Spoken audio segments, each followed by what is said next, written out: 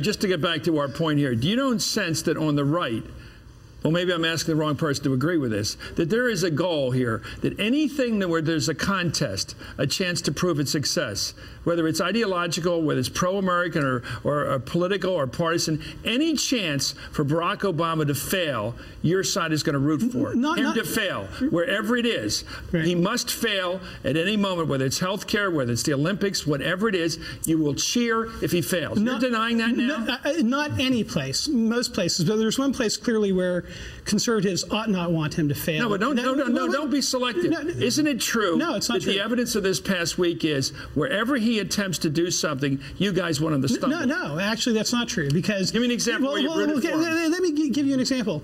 I am very much rooting that what President Obama chooses to do, which he hasn't yet chosen to do, in Afghanistan works. Because all Americans share an interest in our country succeeding in Afghanistan. It's important for our national security that happens. I hope his policy in Iraq succeeds. I hope what he does with the Gitmo prisoners, Chris, succeeds. I think conservatives are very much worried that he will not succeed because they think his policies in those areas may be wrong-headed. On the domestic front, I think conservatives are opposed to just about everything President Obama is trying to do. It's because he's trying to augment the power of government over our lives and diminish our individual freedom. So to the degree that his ability to leverage the Democrats in Congress to attain his agenda is diminished, that's a good thing for the United States. The problem is he inherited a depression and was forced to move in the direction of public action because of the disastrous economic circumstances he inherited. That's well, the voters decided on that back in November, and I don't see that big of an objection. There's concern about overspending. Wall Street and all the Republicans on Wall Street. Right. There's concern, but there is not a rising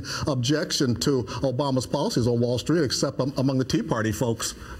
Well, listen, I see you smiling. I would also say that Wall Street is not exactly a bastion of conservatism either, and there is a certain amount of symbiosis that goes back and forth between the Wall Street bankers and big government people in Washington D.C. How's the Dow Jones today, by the way, George W. How's that Nasdaq? I don't know. They're regaining their losses. Not all of them, but they're on the way. It's good for all of us. Potential here.